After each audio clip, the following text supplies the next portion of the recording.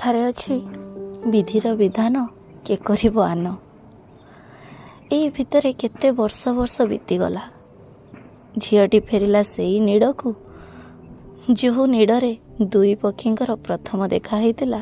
ସେଇ ସମ୍ବଲପୁର ୟୁନିଭର୍ସିଟି, ସେଇ କ୍ୟାମ୍ପସ୍, ସେଇ କ୍ଲାସ୍, ଆଉ ସେଇ ସ୍ମୃତି, ଆଉ ସେଇ ସ୍ୱପ୍ନ। କେମିତି ଜୀବନ ପୁଣି ଥରେ କହୁଥିଲା, ଆରେ ହେଇ ତୋର କାହାଣୀ କେମିତି ଶେଷ ହେବ? କାହାଣୀ ପରା ଏଇଠୁ ଆରମ୍ଭ।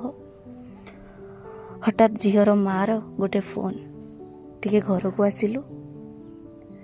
ଝିଅର ହୃଦୟରେ ହଜାରେ ପ୍ରଶ୍ନ। ଯାଇ ଶୁଣିଲା, ମା କହିଲେ, ପୁଅଟିକୁ କହ ଘର ଲୋକଙ୍କୁ ନେଇ ଆମ ଘରକୁ ଆସିବେ। ଏଇ ହୃଦୟରେ ଏହି ପ୍ରଶ୍ନଟା ହୃଦୟର ଧଡ଼କନକୁ କ'ଣ ଯେ କରିଦେଉଥିଲା, କେବଳ ସେ ଝିଅ ହିଁ ଜାଣେ। ପୁଅଟିର ଘର ଲୋକ ବି ଆସିଲେ। ସାରାଦିନ ଅପେକ୍ଷା କଲେ କେବଳ ଗୋଟିଏ ସ୍ୱର ପାଇଁ। କାରଣ ସବୁ ରାଜି ଥିଲେ ବି ଝିଅଟିର ବାପାଙ୍କ ମନ ବୁଝୁନଥିଲା। ସାରାଦିନ ଅପେକ୍ଷା ପରେ ଶେଷରେ ସେଇ ସନ୍ଧ୍ୟା ଆସିଲା, ସେଇ ମୁହୂର୍ତ୍ତ ପହଞ୍ଚିଲା। ସତେ ଯେମିତି ସେଇ ଦିନ ସାରାର ସମୟଟା ସେଇ ସନ୍ଧ୍ୟା ପାଇଁ ହିଁ ରହିଯାଇଥିଲା। ବାପାଙ୍କର ରାୟ ଦେଲେ, ହଁ ମୋ ଝିଅଟି ତମକୁ ଲାଗିଲା। ଦୁଇ ପରିବାରର ମନ ମିଶିଲା। ବର୍ଷ ବର୍ଷର ଅପେକ୍ଷା ଶେଷରେ ସେଇ ବନ୍ଧୁକୁ ବଧୂ ହେବାର ସୁଯୋଗ ଦେଲା।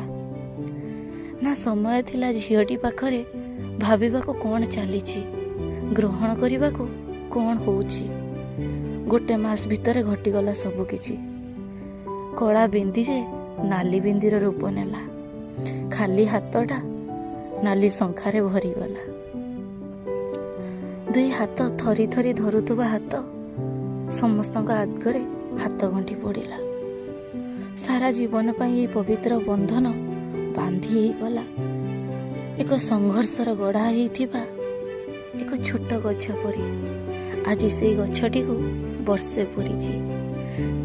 ଅପେକ୍ଷା ସେଇ ଗଛରେ କେବେ ଫଳ ଆସିବ, ଆଉ ସେଇ ଫଳର ବାସ୍ନା ସେଇ ଫୁଲ ଗଛର ଫୁଲରେ ଚମକି ଉଠିବ ତାଙ୍କ ପ୍ରେମର ପ୍ରତୀକ। Happy anniversary to both of you.